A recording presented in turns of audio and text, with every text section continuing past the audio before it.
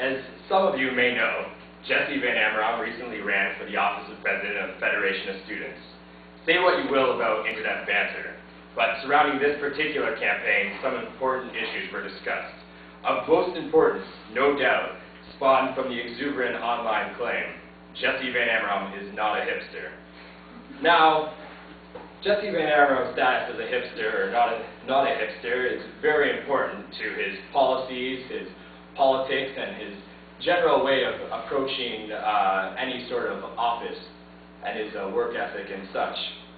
And so it's of course very important that we discuss whether or not he is a hipster. And so what's the deal with hipsters? Well, there's three important things that we need to look at and to investigate his hipster status. The easiest ones to look at are fashion, music, and his general demeanor. Now, first and most obvious to look at is fashion. Now, if we take a look at Jesse Van Amerom, Exhibit A, we see no real existence of any obnoxious colors, no neons, no super bright and stab you in the eye sort of colors. What we do see, though, is a rather one-of-a-kind t-shirt. It's not particularly ironic, so it doesn't really fit the bill of the hipster, but it does have that one-of-a-kind, humorous feel to it. And as a second inclusion that might suggest that he is a hipster is the bandana, which he carries on his left side. And so this suggests that he might in fact be a hipster.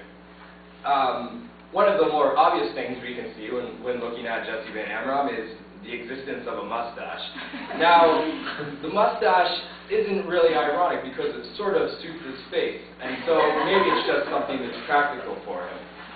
But what we do see is quintessential hipster right here in the scarf area, and so we have suggestions that he might well be a hipster.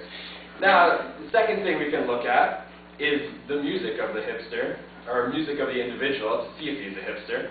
And my crafty self managed to steal his iPod, which already tells us that he might not be a hipster because he's listening to music on an iPod rather than the typical hipster audiophile use of vinyl only. And if we browse through the musicians that he has on here, we see a little bit of Kylie Minogue, a little bit of The Roots, a whole eclectic selection of music, some indie, some very popular. We see here Modest Mouse, but only their early album before they got popular. We also see The Cure and The Smiths, but only their best of albums and not specifically their albums from the 80s themselves. So it's a little difficult to say whether he is a hipster.